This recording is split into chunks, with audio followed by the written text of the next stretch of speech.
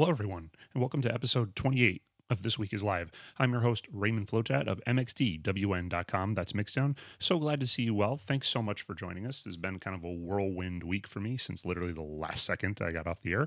And so for our story today, we're going to kind of go through all that. Instead of telling a very old story and covering a lot of things that have happened in the past, we're going to talk about what just happened. But first, we've got a whole bunch of headlines for you, so we're going to start there. As we have in a lot of the last shows over the last few months, we're going to have a little bit of a story on the video game world to start because a very big thing happened in the world of video games if you're a video game fan, which is The Legend of Zelda Tears of the Kingdom has come out.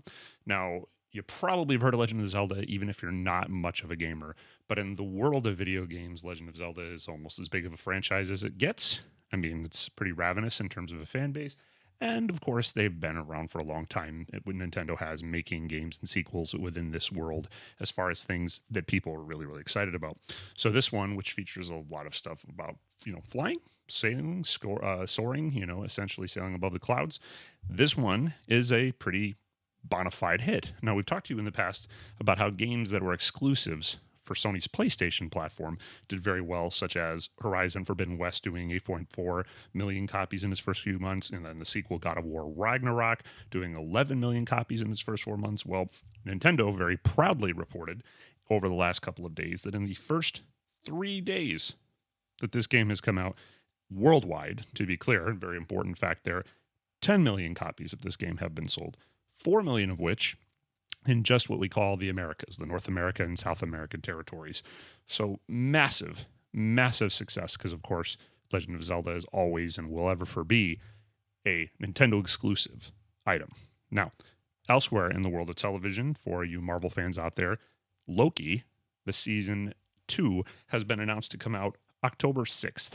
Now, Loki was one of the shows that was a massive success, a part of Disney Plus and all of these shows that Marvel has expanded into regular serial episodic television.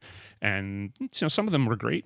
There's certainly ones that were really good. Hawkeye was a great show, but effectively Loki was one of those early ones that got people excited about the potential of seeing Marvel fare in terms of a television show. And of course, Tom Hiddleston's portrayal of Loki has always been a really big one, fan favorite for everybody who's a fan of those kinds of movies. So this show is going to return on October 6th, and it's going to be a weekly show like most Disney Plus shows will be.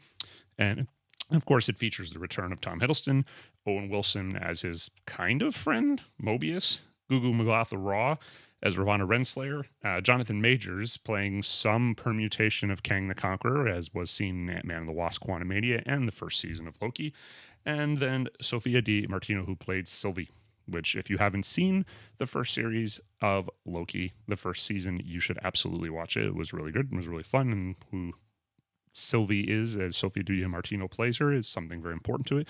Similarly, Marvel also announced that Echo, which has been a long-promised spin-off of the story that they told about a character named Maya Lopez from Hawkeye, is going to be coming out November 29th. And what's interesting about this, because it seems to be different from Marvel, or I guess you should say just Disney Plus's in general release strategy, is that all the episodes of Echo are going to come out all at once on November 29th. Those of you that watch Netflix, this is probably not terribly unusual. That's very common for Netflix as far as a deployment pattern. But Disney Plus usually doesn't do that. Most shows of significance that Disney Plus puts out tend to come out every week on a set day, kind of in the old school way that television would. Kind of a drip, drip, drip, drip, drip approach, building anticipation. Elsewhere in the world of movies, PETA, the People for the Ethical Treatment of Animals, has announced that they are recognizing James Gunn for his work in Guardians of the Galaxy Volume 3. And there's an award they're giving him, which is called the Not a Number Award. Now, for those of you who haven't seen the movie yet, without spoiling too much, can basically say there's a big part of Guardians of the Galaxy Volume 3 that involves Rocket and his origin story, and how it basically comes down to him and a series of animals that are basically being relentlessly tortured and experimented upon, basically mistreated in the worst possible ways imaginable. And of course, this is a series of characters that they've shown in preview footage and trailers that they put out for it. So this isn't really anything of a spoiler, but it's who you would call Rocket's friends in terms of a character named Lila, Teef, and Floor, which are some of the most adorable things you're ever going to see, and you will cry like a baby if you haven't seen this movie when you finally do. And PETA basically said that James Gunn, as far as his, quote, kind portrayal of Rocket and his friends, reminding moviegoers that animals tortured in laboratories are sentient beings and not the numbers tattooed on them. Thus, they've given him the Not a Number award. They also have commended him for displaying within the movie that, quote, animals being given ID numbers, not names, the ID numbers being tattooed onto the animal's body, very small cages, the use of restraining machines, and the experiments being done have no real purpose behind them, being driven just by curiosity. Now, for what it's worth, I'm no staunch animal rights activist or vegan, but they certainly do have a point. You see this movie and you see the things that are happening within it for little more than just pure experimental purposes and the effect it has on these things. It's hard not to see where they're coming from. I'll just leave it at that. In the world of, I guess you could say music, but is of course a broader technology kind of story, is TikTok. Now, most of you in the United States are aware, at least, of what TikTok is, if not an avid user of the platform. And TikTok grew to popularity being a social media app where people would essentially lip sync to their favorite songs. Little small bite-sized 15 to 30-second snippets of songs, and they would try to find some inventive way of creating a little viral meme behind doing it. And quite a lot of people have become immensely popular using this platform. And now as the TikTok has grown and evolved as a platform, it's grown to be more than just people doing like little karaoke lip sync things of their favorite songs. It's grown to just about any kind of content you can think of. There are doctors there that give important information about how certain things work. And then there also are people who just share their thoughts on major political stories and all different kinds of news and information, or just, here's how to do something in, small bite-sized nuggets. I mean, you're not going into TikTok for incredibly detailed exploratory content. But whatever the case may be, it's big enough that most of the other major social media platforms, including Google's YouTube and Facebook's Instagram, and not so much Twitter, but effectively most of the major social media platforms have done stuff to try to adapt to the way that TikTok users like and deploy content. Instagram having its Reels feature and YouTube having its Shorts feature. And this being, I guess, their attempt to capture that kind of attention. Well, there has been a long brewing controversy, which is finally starting to take shape, and it's going to be, bad news for fans of TikTok as a platform, or of course, as it has grown to be in the world of music, a very vital discovery and exposure engine. For those of you who are younger, you might not remember that coming back into the late 80s, early 90s, MTV became basically the way any band of any substance made their career. And in those days, you had to have a music video and MTV had to play it. Talked to countless artists over the years in interviews, and they've said that that was the pressure that, came from their labels. You had to have a music video and MTV had to play it. Otherwise, they couldn't even think of having you on their label. It just wouldn't make sense because there'd be no way to get it to people, wouldn't break, wouldn't sell.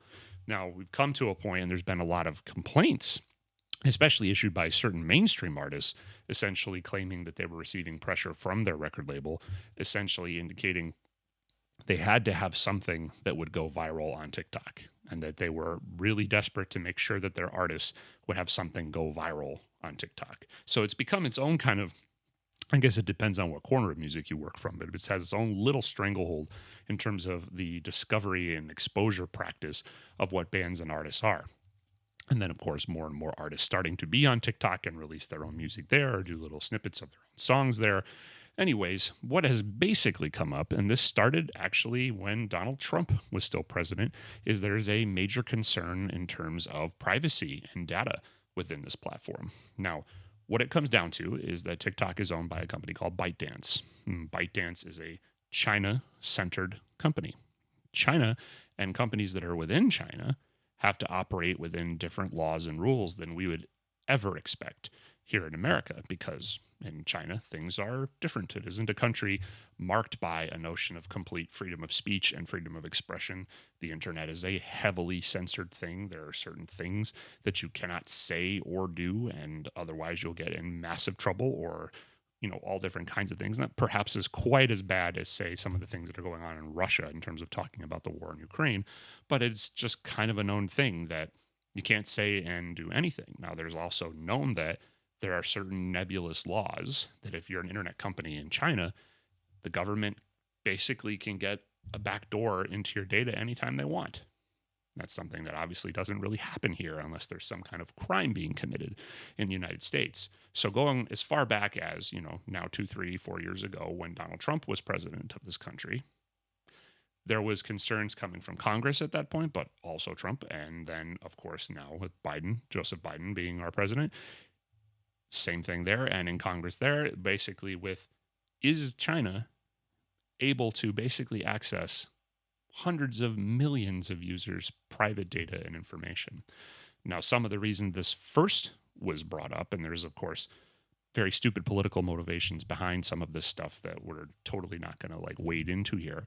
But the legitimate reason for it was when the 2016 election happened and Donald Trump was elected, there's always been a long believed notion that dubious actors at what they call the Internet Research Agency, which was an organization paid for by Russia, and tons of other malign actors were using information. How they got it or where they got it is a whole other story, and we're not going to go too far down that road. But effectively using this information to do psychographic warfare against American citizens, basically looking to people who were on the fence about whether they were a Republican or they were a Democrat, who they would vote for in the 2016 election, and then trying to use that information to target and manipulate them in terms of their beliefs and understanding. So some of the first rumblings of TikTok being a problem come back to TikTok being owned by a Chinese company, ByteDance perhaps having to, if asked to, deliver any information they have, and having a third of America using their service and having the ability to know what those people are reacting to and liking and thinking or saying or what content they're posting. I mean, of course, an avalanche of data would be incredibly hard for anybody to parse that much information, even with an army of employees. But therein, and China being able to potentially, even hypothetically, use that data is why Wednesday's news has come to pass. We're now, for the first time, not federally, and this is important to understand because there's been rumblings in Congress of something like this might happen in terms of a federal law, but it hasn't as of yet. There's been a lot of talk about it, but it hasn't happened as of yet. But now in Montana, interesting place for this to start. The governor there, Greg Gianforte, I hope I'm pronouncing that name correctly, on Wednesday signed a bill that had previously been passed by Montana's own state legislature. The House of Representatives voted 54-43 last month, and effectively has officially made it a law that TikTok is banned in Montana. And not to mention that the being able to, this doesn't take effect until basically early next year in January, but then upon the point that the bill is official and happening and TikTok is banned, anybody who makes it available could face fines up to as much as $10,000 a day. How they're going to enforce this, what arm of their government would do that, that's a whole other story, and that I'm sure is details that will come out in the weeks ahead. But usually something like this happens, and there's a company like TikTok who hears that there's a state law like that, they'll do it themselves because they basically know any given user who comes in their system, they'll know where that packet of request data is coming from. Not necessarily that they know you or who you are, your address as a human being, but they'll know you're from a certain zip code, and they can just say, nope, any zip code, anybody accessing from that zip code won't be able to see our service because we have to be in compliance with that state's law. So as a result, there's all kinds of saber rattling that are happening, and effectively TikTok and CNN is the one who has this news. And essentially, TikTok gave a statement to CNN where they said, Governor Gianforte has signed a bill that infringes on the First Amendment rights of the people of Montana by unlawfully banning TikTok, a platform that empowers hundreds of thousands of people across the state. We want to reassure Montanans, first time I'm hearing that, by the way, that they can continue using TikTok to express themselves, earn a living, and find community as we continue to working to defend the rights of our users inside and outside of Montana. Also, apparently, this is new news to me as well, I'll fully admit, there is a trade group that represents companies like this called NetChoice. And Carl Szabo, their general counsel, had this to say. The government may not block our ability to access constitutionally protected speech, whether it is in a newspaper, on a website, or via an app. In implementing this law, Montana ignores the U.S. Constitution, due process, and free speech by denying access to a website and apps their citizens want to use. So you could already see the battle lines being drawn. There's a privacy and data issue, and then the people on the other side that, of course, don't want their app banned are going to frame this as a freedom of speech issue. So I would expect lots of politicking, lots of talking lots of court cases, and you probably will see other states follow suit. I wouldn't be surprised if before too long you start hearing about other places be like, no, we don't want this. And this is the kind of thing that me personally, not being the world's most avid user of the platform, for anyone watching this, anyone out there who is a big TikTok fan, how does this make you feel? Would love to know what you plan to do and what this makes you think about what's happening here. And of course, the real worldwide concerns in terms of why this is going to start happening. Now, of course, certain actors will certainly use this as its own political football, not necessarily because they really care about your privacy, but just because they're trying to stake their own point in their own, political movement. But this is the thing. It's going to happen, and it's going to start happening more and more. And some people, this is what they do. Like once upon a time, there was a good portion of the planet that used MySpace constantly. Hard to imagine now, especially for young people, right? But almost everyone alive at one point was on MySpace, as clunky and, crummy a site as that was. So if you're out there and you're a TikTok fan, please tell us. It's never really been our jam at Mixdown, never really been our thing. We haven't really used that too much in any way. But if you're an avid user of this or you depend on it in some way, we'd love to know anywhere that you can let us know. Email us or put something in the comments of the various places we post these things. How do you feel about what's going to happen, what is happening in Montana, and what's probably going to happen in other states where you might live?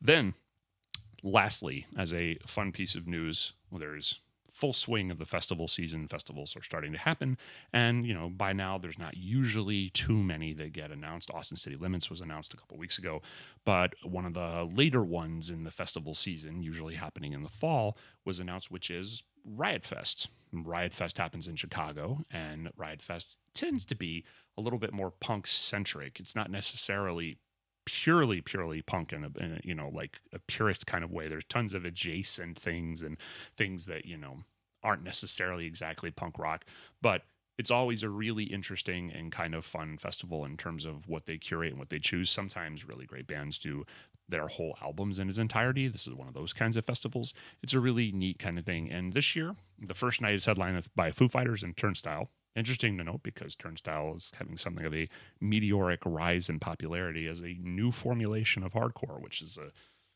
genre that's been around a long time, going all the way back to the early 80s. Came up a lot in terms of the New England area where I grew up in Connecticut, Massachusetts, New Jersey, and has kind of come and gone in cycles, right? Like some people look at what happened with Thursday and My Chemical Romance as kind of a version of hardcore, but then there's also purists who will say that it's more of like a really harder thrash kind of thing coming out of New York City in the late 80s and the Madball variety of bands or the Cro-Mags and stuff like that. But at any rate, Turnstile, one of those bands, definitely having a moment in the sun. Saturday headline, but what appears to be a combination set from Death Cab for Cutie and I don't want to call it a side project, the other band that Ben Gibbard is in, which is called the Postal Service with, Dental, and which is, I've always liked the Postal Service more than Death Cab for Cutie. Death Cab for Cutie is a perfectly good band, but Postal Service was a really wonderful record that everybody loved. And Queens of the Stone Age, which are back in operation following, let's just say, very ugly statements that have gone on both sides of lead singer Josh Homme and now his ex-wife Brody Dalla and their court case, their battle for their children. I think you can expect to see Queens of the Stone Age showing up in a lot of places with what was revealed there not too long ago. And then on Sunday, The Cure and the Mars Volta were back in full effect and doing really great work, which isn't really terribly surprising. They're joined on this bill by a bevy of others, not the least of which including Ani DeFranco, the Black Angels, Bowling for Soup, Death Grips, Enter Shikari, Flogging Molly, Frank Turner and the Sleeping Souls, Godspeed You Black Emperor, Hawthorne Heights, Kim Gordon from Sonic Youth fame, Mr. Bungle, Nothing, Parliament Funkadelic, which of course George Clinton with them, Pennywise, Quicksand, Rival School, Screaming Female, Silverstein, Tegan and Sarah, the Dresden Dolls, The Exploited, still around, Thursday, and Warpaint. Now, for today's story, what I wanted to go into is basically a little bit of a, I don't want to say real time, but a recap of everything that's happened since the moment I last did this show. So I finished up this show last week and then promptly headed straight off to Los Angeles's The Palladium, which is up in Hollywood, and to see what is commonly being called the Geek Show Tour. This is a thing that was done with a lot of various Ipecac Records bands, usually something that Mike Patton was doing, and kind of just stopped after a few years of being there out there on the road with a whole bunch of really great Epic High Records bands, sometimes Tomahawk, sometimes Phantomas. Then effectively kind of just stopped for a really long time. Mike Patton does lots of different bands, was reuniting with Faith No More for a long time. Now, Mr. Bungle being very active again, of course, the original core members of Trevor Dunn, Trace Bruins, and Mike Patton, along with Dave Lombardo, who used to drum for Slayer and is still now with Dead Cross and, was drumming for Testament, and Scott Ian from Anthrax and originally SOD back when SOD was kind of a thing. Well, effectively, they were doing their own tour as the Geek Show Tour, and this was featuring the Melvins and Spotlights. So basically, jumped in my car, basically didn't even eat anything, just head straight to the Palladium after I finished the show, went up to Hollywood, fought trying to find parking. Parking is tough. That's kind of a thing over there. And then go to check in. Now, for those of you that don't operate within press circles and, aren't someone who's typically covering concerts, usually someone who's covering a concert is on the guest list. And if you're going to shoot a show, like I was that particular day, you're cleared for what's called a photo pass. And it's always this kind of touch and go thing. You're going up to a box office. There's a person there that's been handed a bunch of scraps of paper and saying, here's who's allowed to go. This is the kind of thing that, is usually arranged through a band's publicist. And of course, this is the kind of thing that we work with Mr. Bungle's publicist all the time. They're wonderful. They're amazing humans. They're super easy and fun to work with. Everything had been hashed out. And then we get there and effectively, basically what any photographer or concert viewer's worst nightmare happens, which is you get there and then there isn't the clearance that's supposed to be there on the list. Why do these things happen? Who knows? There's a million different ways that stuff like this can go down. Of course, any band that's on the road usually has a tour manager, has somebody who's handling a lot of this business, and effectively sometimes something may not go from A to B to C as a publicist works with management, gets something approved, and then it's handed to a tour manager, and then of course there's other things like a venue like the Palladium is a Live Nation promoted venue. Something could be an extra chain of approval. Well, anyway, you get there, you keep your cool. There's usually contact information. You talk to those people. And basically I had to wait, missed the Melvins. Unfortunately, Melvins are great. Always love the Melvins, but didn't get to see their set. And then effectively A talked to B, talked to C, talked to D. Everything got worked out. I got let in.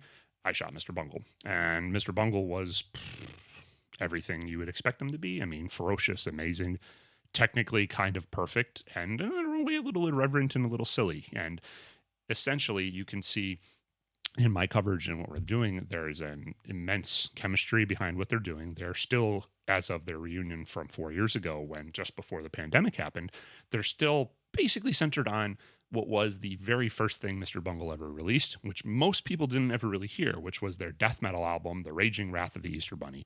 And so this is kind of like a revamped version of what that material was, with them being incredibly better players than they were when they were in high school, but was also probably the best rhythm guitarist you could ever hope to have in Scott Ian, and the best drummer there basically is in Dave Lombardo. And it's really insane, really complicated music. Amidst the set, in addition to the material from The Raging Wrath of the Easter Bunny, they also did a cover of the theme to Welcome Back, Kotter. And then they also did a cover of Spandau Ballet's True, kind of mixing it with some other, death metal songs in the middle of it, which was fascinating to hear them do a dead-on cover of Spandau Ballet in the middle of all this. And then as they went on, they did other covers of other punk and hardcore things. Corrosion of Conformity song, most interestingly, Sepultura's Territory, which is a fascinating song from the late 80s, early 90s in terms of what was Sepultura's rise to success, and Max Cavalera becoming, basically a cottage industry. And, then ended with what at the time that I saw it was their second time in over 20 years doing their very old song from their first album in 1990-91, which was My Ass Is on Fire, which is a pretty incredible, in spite of the name, and don't let that fool you, just a jaw-droppingly brilliant, amazing song. So that show was great. Came home, edited pictures, wrote, put up coverage, did that till 2, 3 in the morning. Next day, basically packed through a bunch of things in a suitcase, jumped in a car around noon, and attempted, hoping to make it to Las Vegas for what was going to be covering the Sick New World Festival, and essentially zipped off to Las Vegas thinking, well, if I'm on the road early enough, like around noon, or hopefully earlier than noon, it won't take but 4 or 5 hours to get there. It's usually a 3.5, 4-hour drive, depending on when you're going. And wow, did that not work out? I mean, besides an average bathroom break and one stop for lunch, it was like 3, 4 car accidents along the road, and what should have been 4 hours turned into 8. And that was unfortunate because I was scheduled to cover a different show, which was what was going to be billed as a Sick New World sideshow. And this was effectively going to be Stabbing Westward and the Birthday Massacre, playing at Las Vegas's kind of half bowling venue, half concert venue known as the Brooklyn Bowl. And I basically, what I thought I would do is I'd get to the casino early enough to take it easy, relax a little bit. Who knows? Maybe go in the pool. Who knows? Something I haven't done in years and years and years. Or gamble, whatever the case may be, which you do in Vegas. And given that I only got there at 8:15, knowing set times and things like that, I rushed straight over to Brooklyn Bowl, didn't even check into my hotel, just parked and ran straight to the venue, had all my gear, my camera gear again. And once again, all the proper things were done and all of the I's were dotted and T's were crossed. And then I get there and then again, they don't have me down to be able to shoot the show. So this starts the whole cycle all over again of this person contacting this person and that person contacting that person. And, I'm not saying any of this to talk smack about anyone. At the end of the day, all of the people that are involved with this very elaborate process helped, did exactly what they could, and eventually I got in. And once again, missed the opening act of Birthday Massacre, but made it in time to shoot Stabbing Westward, which was a band that I had never seen in my life and my career, even in spite of the fact that I was a huge industrial music fan when I came up in the 90s, and I'd never really seen them before, so they were good. They put on a really good show. You can tell that where they may not be some titanic sensation, there is a legion of hardcore fans that have always appreciated exactly what they were. We did an interview with Stabbing Westward last year, and they seemed like very lovely, wonderful people. So then, once again, back to the hotel, and at this point hadn't had any dinner, hadn't eaten anything in over 11 hours, had to find something in the casino that was open after midnight. And boy, at the particular casino I was staying at, that was a challenge, and managed to be just a couple of tacos. I was very happy to even have 2 or 3 chicken tacos and some chips and guacamole from some weird all-night stand within the casino I was staying. And then that brings us to the next day, which was this first ever incarnation of what's being billed as the Sick New World Festival. Now, I talked a lot about Sick New World from the moment it was announced on this show. Sold out really quickly. Within a week or two, it sold out completely. I still don't have from the PR team behind the festival a precise number on attendance, and they may not want to share that because sometimes those are, difficult issues. They may not know. It may be a hard thing to quantify, but I would guess, I'm not knowing, this is not any official statement from anyone. This is just me as an observer and having been to a lot of festivals in my life, felt like 80, 90,000 people. So thankfully my hotel was close to where the festival was happening, right off the strip. Jumped, out, got my gear, ran out the door. It was about 92 degrees, basically at 12:30 walking over. Vegas is a weird place. Like everything is titanically huge in Vegas, and it feels like it's right next to you. But really, it's like a 30-minute walk. And so then there is a 30-minute walk basically coming through this. Now, those of you, that may not know this, I used to go to festivals all the time just because it was what I always enjoyed and it was always something I did for Mixdown. But when it came to the pandemic, being in a crowd of tens of thousands of people just didn't seem wise to me. It's a highly communicable airborne virus going around. Just didn't seem like the best idea to me personally. I don't begrudge anybody else for doing it, but it wasn't really something that I felt comfortable doing. So this is me tiptoeing back to that arena after a lot of years of just not feeling comfortable with it personally. And it was only a lineup this big that made me think, okay, I'll give it a shot. I'll see how I feel. And, everyone was very well behaved in terms of the crowd and in terms of people who were coming out and being interested in this thing. I mean, the lineup is a combination of like throwback nu metal bands, punk bands, goth bands, industrial bands, and then more eccentric fare like Mr. Bungle that was there.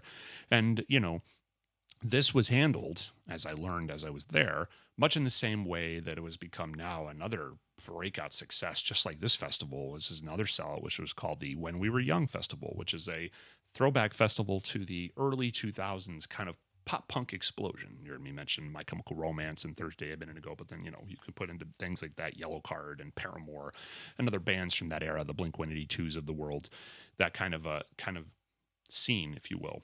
Well, this festival was handled much in the same way that When We Were Young was handled, which is, packed to the gills, all in one day, which is probably the only thing that I can fault this festival for. It's hard in terms of a location because, there's not many places you can do something like this and have this many people all in one space without completely gumming up a city, any metropolitan city. It's hard to have a destination thing or anything like that as possible and to not just become a total mess.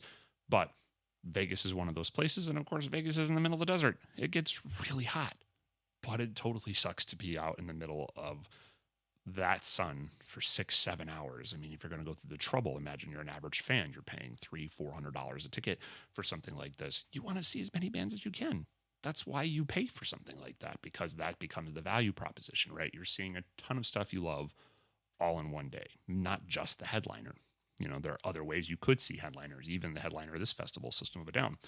So the festival was everything happening basically all at once. There were two main stages, and they were throttled. So they were next to each other, directly next to each other on the left and the right. They were called purple and green, just for the colors of the festival, I guess that's what they were named that for.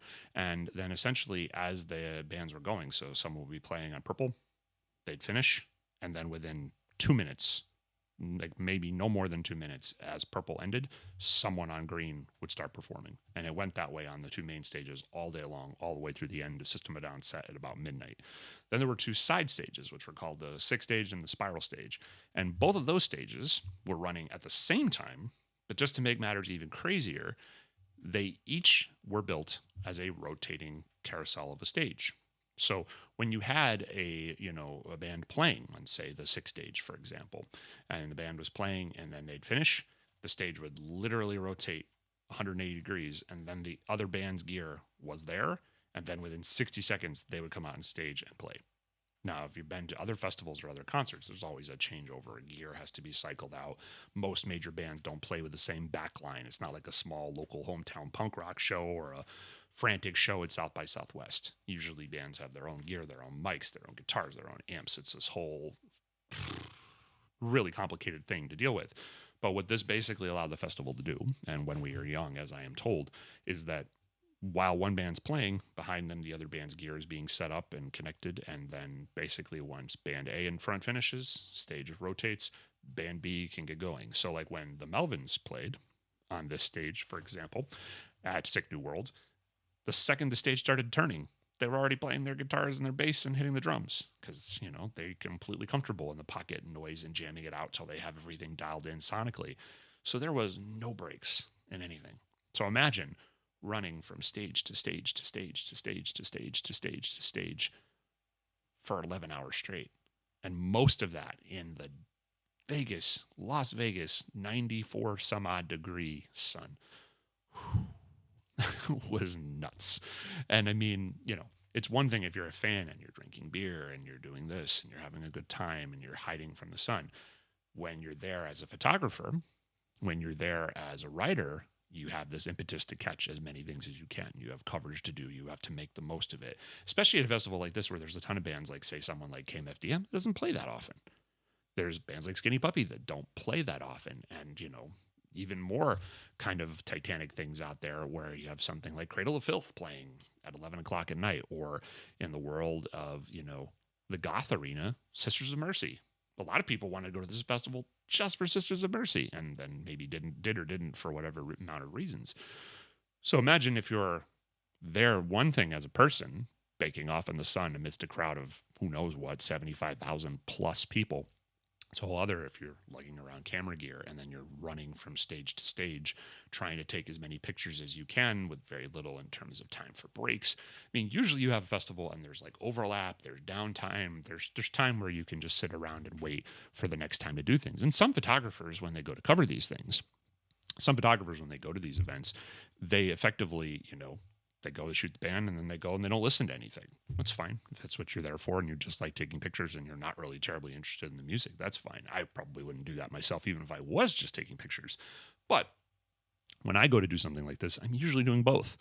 I'm usually taking pictures and I have to write about it. So that means that I have to be paying attention, trying to take notes, or at least I'm doing it like I'm writing, but usually it's on my phone, on my iPhone, trying to take notes on what's happening in terms of sitting down and actually writing something about it later. And it's hard to be thinking like that when you have 3 songs in a photo pit and you're trying to capture whatever you can. I can tell you for my part, early in the day, early in the afternoon, Soulfly was one of the first bands that was playing at this. And yeah, it's one of Max Cavalera's side projects, and Soulfly is a great band. And you could kind of feel in the photo pit like a palpable sense of unease from the security that was there. And it's because people were in that sun getting baked off and getting pushed further and further and further up against the stage. And, they're having to pull people out that are falling out, they're just getting too squashed in there. And, there were several points where they were asking the bands, like Lacey Sturm had reunited with Flyleaf, and that was their first performance back together as, any official capacity. And they basically, someone ran out stage, told Lacey Sturm, please make an announcement from the stage. People, can you all back up 5 feet? I mean, applaud them for wanting to keep people safe. But everybody knows that shit's not going to happen. People are going to back up. People who are doing that, they're trying to get as close as they can to famous artists that they love. They're not going to back up. But of course, they kept trying, and it led to a very awkward moment early in Mr. Bungle's set. So then I get to see Mr. Bungle for the second time in 3 days. And Mr. Bungle is just about to start. And instead of doing the opener of the set with the theme from Welcome Back, Kotter, like they did when I saw them on Thursday, they start with what they were doing on their first round of dates before the pandemic in 2019, which is, their cover of Won't You Be My Neighbor, the Mr. Rogers theme. And 5-10 seconds into the song starting and, Mike Patton starting to sing those lines, somebody comes over the loudspeaker. Oh, everybody, can you go, 5 feet back in the crowd? And you could see Scotty and palpably look just really frustrated and angry, like, what the hell's going on? And, they played through it and they did their thing and they did their set and it's all good. This happened numerous times throughout the day. And it was a really wild day, right? Like, it was legitimately fatiguing, exhausting in its own capacity. You get to a point, 3-4 o'clock, Evanescence comes on the main stage and it's, big moment. You want to take pictures of it. You want to capture everything you can. They're an interesting and fun band. People really love Amy Lee. And it's like, the sun is just killing you, just dragging you down. So I did the best I could. I missed bands like Spirit Box, who I really wanted to cover, and I really wanted to see what they were capable of, but then basically tried to capture as much as I can. Saw the Birthday Massacre, which I had missed the other day. There was a point where I went from the Deftones, shooting the Deftones and seeing them doing a really good job, and then jumping right from there to covering, My Life with the Thrill Kill Cult, then coming right from the My Life with the Thrill Kill Cult, which I've only seen them once in my life. I was really glad to be able to see them, jumping right from there to see Ministry being one of the few bands of the day that kind of got hosed on the whole rotating stage thing. Some mic wasn't working. Their set was really late, so their set had to be truncated. And then jumping from there right back to the Deftones, which led to the night's finale of the 1-2 punch of Korn and then System of a Down. So, I mean, there was a ton of super impressive music on the day, but it is one of those things where there might not have been any other way to pull it off, but it was so much for one day. At the end of the day, you can't deny the talent, the quality of the talent. It was a blast. And for people who are fans of those kinds of bands, as great a bill as I think you could construct, maybe into like a Faith No More or a Rage Against the Machine type band. Those might have been some of the only bands missing from the bill like this. And, for my money, as much as I always used to like Incubus, I didn't think they were amazing. They were fine. They did a good job. But, they didn't wow me like they have sometimes. I've seen them in the past. I've seen Incubus do really great sets. And, seeing somebody amazing like Mr. Bungle get 30 minutes, it's tough. You want to see almost any of these bands get a full detailed set. It was nice to see Sisters of Mercy after a lifetime of knowing their music and not having many chances to see them. And of course, this goes back to the common problem that often is the case. Things with music are so kind of cyclically based on trends that sometimes things that have always been great, and I'm not the world's biggest Sisters of Mercy fan, but there's a lot of people who really like Sisters of Mercy. How many places and times are there for a band like that to play in front of a big audience? I would wager, by the way of, for example, that for KMFDM or My Life with a Thrill Kill Cult, industrial music not being the hottest genre and hasn't been in a very long time, and they might not even eschew the notion of being called that kind of a band, but case in point, probably the largest concert they've been able to play in decades. And that's a shame because they're awesome. They've always been awesome. How many places are there even to do something like this that can have that kind of audience? And what would be a great thing to know for many bands that played, was it more important to be able to do a show like this, even if you only got to play 3 or 4 songs or it was a very short set? Was it more important to just be there, or would it have been better to actually have been able to play the full kind of set that you would want? Or is it just worth it in, for every penny possible just to be able to actually be demonstrating in front of that large of a crowd?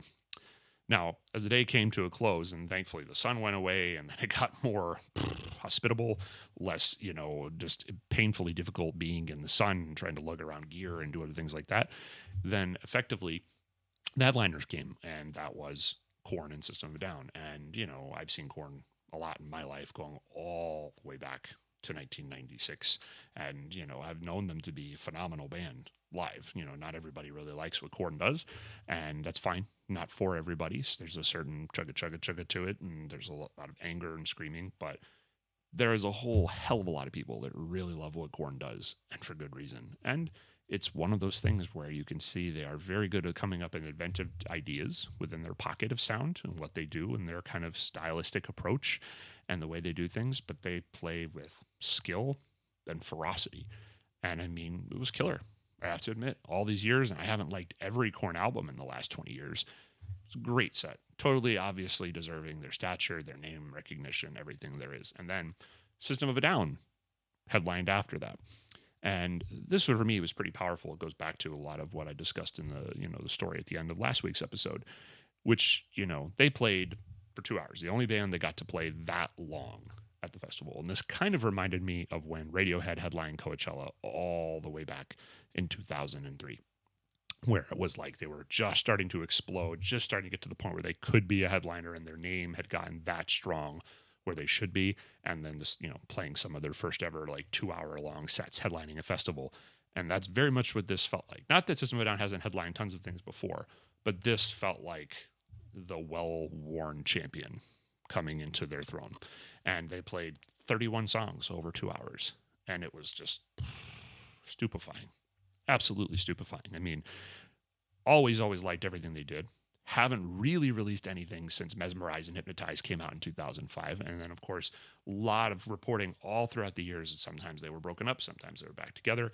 And, various members complaining publicly in the press about various things involved with that and why that did or didn't happen. And, at some point, them basically throwing up their, their hands and saying it's not going to happen.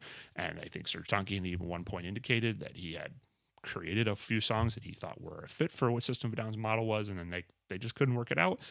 And then the crisis in Artsakh happened, which is a whole other huge story, very much on the scale of what's happening in Ukraine, the Russian invasion there, but gets far, far less press because it's not Russia that's, perpetrating what's happening in Artsakh. And they put all their differences aside and they created 2 new songs, Genocidal Humanoids and, Protect the Land, which are great songs, first songs that they've had since Mesmerize and Hypnotize came out. And, have been doing shows here and there sporadically from that. And, they all stand in very different places. Serj Tankian has been doing, all different kinds of bands, including his Jesus Christ record and his Elected Dead Orchestra. So he has his kind of rock project stuff, but then he's done a lot of classical symphonic music. And, he's had Project Jimmy Renee from, Mindless Self-Indulgence. And, Darren has his Scars on Broadway project, which was originally called Scars on Broadway, but then was renamed Darren Malakian and Scars on Broadway. John Dolmayan owns Torpedo Comics, which is a giant, successful comic book store in Las Vegas that sells comics online as well. And Shavo, for a brief time, had a project with RZA from Wu-Tang Clan, but haven't heard much about, what Shavo's been doing outside of System of a Down. But anyway, they basically started doing more shows again in the aftermath of them coming back together for those 2 songs. But this is the only show that's basically on the table so far this year. There's one show headlining this first Sick New World Festival. And so you can say on one level, there's certainly some pent-up demand.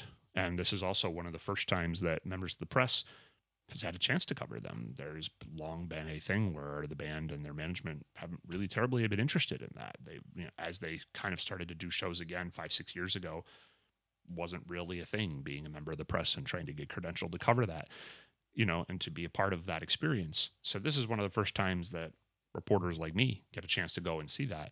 And I mean, there's legitimate cause for concern, right? Like, is there an enthusiasm for this material? Are they all really on the same page of doing it? There could be some, rust in terms of not playing together as much, but it was wonderful. And it was something of a masterclass in terms of creating things and coming up with good ideas. Because when you really factor it, you put it all on the table and you dissect their music. Imagine, if you will, there's so many things about them that are just an improbable success, right? Like the way that things tend to work. The things that are massively successful, they're usually because they're poppier, they're hookier, they're more palatable, they're more comfortable. It's rare that something that's esoteric or arty or whimsical or strange or heavy or scary or daring or audacious gets to be this successful. It's just a rarity nowadays. I mean, you think back and, Guns N' Roses in their time in the late 80s didn't seem that far out of the realm of possibility. And now they look positively, dangerous in comparison to most of the things that even get anywhere near that. I mean, Ghost as a metal band is the band that, like, they are very, very hooky for a metal band and sometimes derisively referred to by metal fans as pop metal because they have, catchy, hooky, memorable songs. But they're the closest thing to punch through to an arena level success for a metal band basically since Megadeth, which would put that all the way back to like 1993. So it's very, very rare that anything with teeth like this gets to that point. But then you dig further into what System of a Down is and how they approach things. I mean, they're two different singers. Sometimes one sings more than the other. Sometimes they harmonize, and they harmonize very well. And I mean, lots of time changes, right? Sometimes lyrics that don't entirely grammatically stand up, right? Like pepperoni, angry peppers, mushrooms, olives, chives. For those of you that are a fan of the band will know exactly what I'm talking about, right? Or, the most loneliest day of my life, right? Also, Serge is a lead singer, unconventional voice, right? A very unusual voice, and uses it in very unusual ways, both when he's singing and trying to be emotive or when he's doing, dry, long death metal roars, or whatever you want to call it, just something that's a little bit more of that, more gristled kind of singing approach. Very unusual sounding, right? Like not the kind of thing that hip, sexy people would typically vibe to in any way, and be like a little embarrassing to some people. And you put all of this on the table, especially the fact that they try lots of different things in songs and have sometimes songs go totally different right turns and become a totally different kind of song, or do things like their song Radio Video that is kind of like a really, really fast ska song, or People, which is a carnival-esque song in the vein of what Mr. Bungle did. You wouldn't think any of this would work. You would think people would find it weird or embarrassing or just kind of be like, I don't know, this isn't cool enough for me. And holy shit, does it work. I mean, seeing this play out over 31 songs in 2 hours, it was just like every couple of songs was like, oh yeah, I forgot about that song. Oh yeah, I forgot about that song. Oh, okay, here comes Hypnotize. Oh, wow, here comes Cigarro. Oh, wow, here comes BYOB. I mean, it just went on and on and on like that. One just jaw-dropping song after another, spiders coming somewhere near the end of the set. And then, of course, ending with, Sugar all the way at the end, which is its own kind of like manic spiral of intensity going up. And thankfully, one of the few songs like that. But what a masterclass in the whole premise of, it doesn't really matter what you are or what the formulation of elements are. It doesn't matter sonically the style.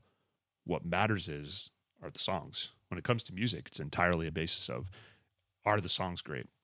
Will people want to hear them again? And if you can get that part down, you can do damn near anything. Damn near anything can work, because at the end of the day, they're just such great ideas. And, whatever their differences, whatever their problems, whatever the things that have been the challenges keeping that band together, holy cow, does it really at the end of the day just come down to such the incredible chemistry that they have together. When they put their heads together and they work and they create, it is magic. So that was amazing. Finished up the set, started to make my way out. And this is probably one of the few things, it's can't necessarily fault the festival or their promoters, for staging a festival in the sun and, having a lot of talent there. They might have had their own business reasons for it. Like, I would have loved to have seen something like this be 2 days and not one, but they might have had their own business reasons for doing that. And this last thing might not even be their fault, might have been third-party security or something, but, tens of thousands of people filtering out after the headliner ends. There was like a 15-foot space. So giant bottleneck. So everyone was basically stuck, unable to get out for 20 minutes more than they should. And I mean, after a day like that, nobody wants to get stuck like that, where it's almost immobile, like a total bottleneck traffic jam. I mean, you could see where people came in, 20 rows of check-in lines that could have easily just been left open. But instead, it was like some 15, 20-foot space that the entirety of the crowd had to be funneled through. I'd love to know why that decision was made. I doubt I'll ever know. Would love to know why that happened. And I think anybody there would tell you that's just dumb. And that was probably one of the few times in the entire experience where you could feel a real tension in the people that were there. Like, this isn't cool. People were starting to feel claustrophobic and weird. So we finally get out of that, walk another 30 minutes back to, the casino that I was staying at, and fail at finding food again after midnight, now being 12:40, and then promptly had to sit down and go through and edit something in the neighborhood of 3,000 to 4,000 photos across the 15 or 20 bands that I saw on the day. And that's its own immense challenge. That is its own really intense thing in terms of trying to go through that and pick selects and do it well and do photo brush ups. I mean, some people could sit there on a couple hundred photos and edit for 7 hours, but in this world, in journalism, you got to get things done and you got to get things published. And then in the meantime, also, I had to write a very long piece talking about all the things that I saw and especially what System of a Down is the headliner brought to it, that being the biggest story on the day. So basically, the day ended for me somewhere around 5 a.m. Basically everything put together, everything, framed up, published, sent on to various people within our team for other people to look at and for to be promoted on our socials and all the ways that it could be useful. And having to wake up at 11 a.m. after that to check out of the hotel. So somehow I had the energy to go about my day, have a little bit of time in Vegas to do whatever, but then, kind of stayed there a little longer to beat the traffic, got on the road just about 6:30, 7 o'clock. And I mean, that's where it hit me. An hour or two into driving home, feeling like, oh God, I could just pass out right here. And you're doing like 90 miles an hour, barreling down the 15 south, going back to Los Angeles. Just a really hairy thing.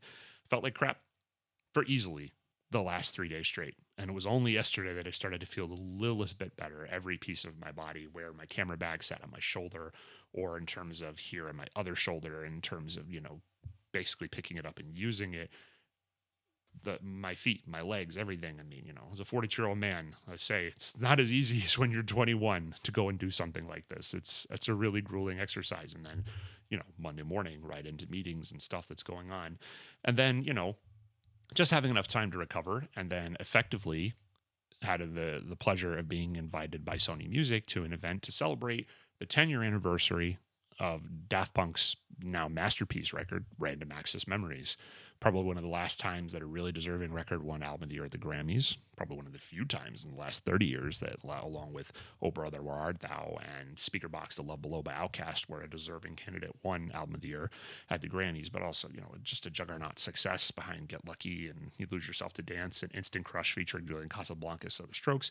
And, I think a lot of people probably went hoping for something really interesting to happen, but in true Daft Punk fashion, they don't show up. They don't do things. Thomas Bangalter and Guy Manuel de Hammond Cristo, they don't show up for things. I mean, this was a record release party, basically. There's, an album full of unreleased material coming from the Random Access Memory sessions, and that was all well announced, and they played that.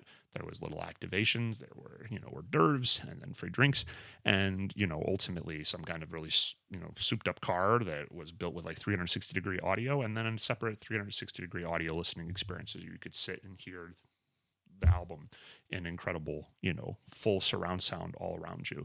And, what can I say? It's a brilliant record. It's beautiful, just proving, as Daft Punk ever did, that they're the pace car for their genre of EDM music, whatever you want to call their little pocket, whether you want to think of them as a house music band or just electronic music in general. I mean, it's a masterpiece. They are absolutely the pace car for that genre. They've set the tone every time they ever released an album for everything that genre was going to do in the years ahead. And, just kind of a fun time being there, especially considering all the things for the last 5 or 6 days before that, a very low pressure way to basically wrap up this week. So that's basically what brings us to the end of last night and here today.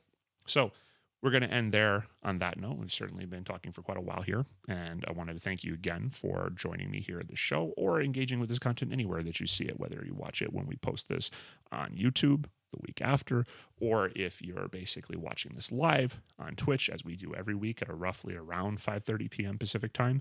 And of course, there's many places we post clips and vignettes of this content, either on our socials, whether it's YouTube Shorts or Instagram or on Facebook or Twitter. We thank you so much for engaging with what we do here. If you don't already, please follow us on Twitch, subscribe to us on YouTube, join us here each week.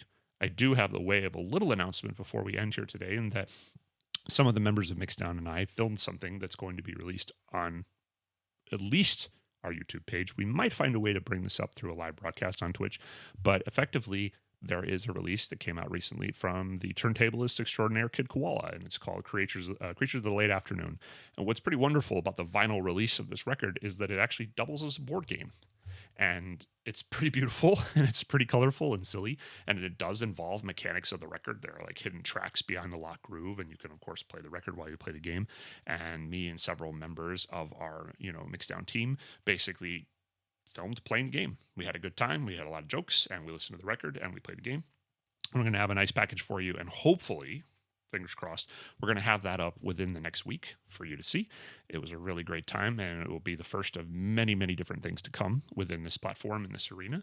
But in the meantime, thank you again so much for joining us on this show. We'll be back next week. So glad to see you well.